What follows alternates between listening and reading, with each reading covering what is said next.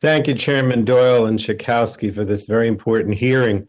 We're here today because the spread of disinformation and extremism has been growing online, particularly on social media, where there are little to no guardrails in place to stop it.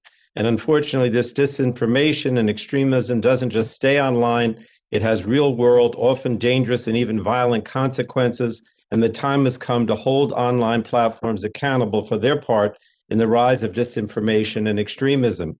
According to a survey conducted by Pew earlier this month, 30% of Americans are still hesitant or simply do not want to take the COVID-19 vaccine. On January 6th, our nation's capital was violently attacked.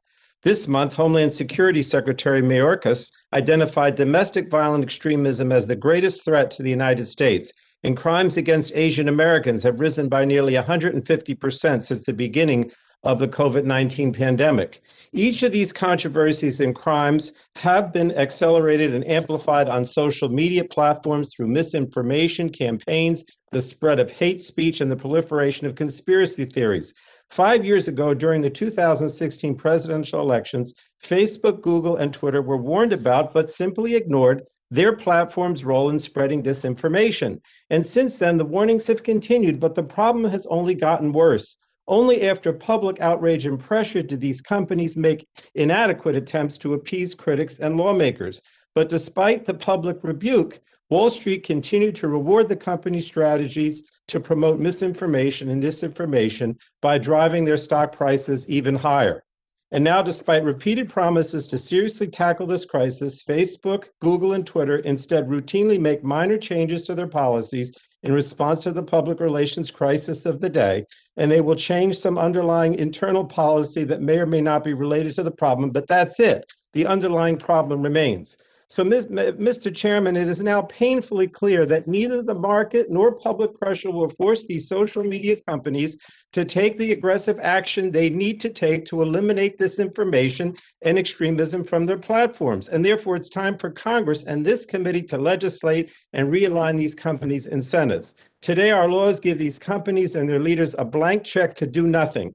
Rather than limit the spread of disinformation, Facebook, Google, and Twitter have created business models that exploit the human's brain preference for divisive content to get Americans hooked on their platforms at the expense of the public interest. And it isn't just that social media companies are allowing disinformation to spread, it's that in many cases they're actively amplifying and spreading it themselves. And fines, to the extent they're levied at all, have simply become the cost of doing business. The dirty truth is that they are relying on algorithms to purposely promote conspiratorial, divisive, or extremist content so that they can take more money and add dollars. And this is because the more outrageous and extremist the content, the more engagement and views these companies get from their users, and more views equals more money, Mr. Chairman. That's what it's all about, more money. It's crucial to understand that these companies aren't just mere bystanders. They're playing an active role in the meteoric rise of disinformation and extremism because they make money on it. So when a company is actually promoting this harmful content, I question whether existing liability protection should apply. Members on this committee have suggested legislative solutions and introduced bills. The committee is going to consider all these options so that we can finally align the interests of these companies with the interests of the public and hold the platforms and their CEOs accountable when they stray.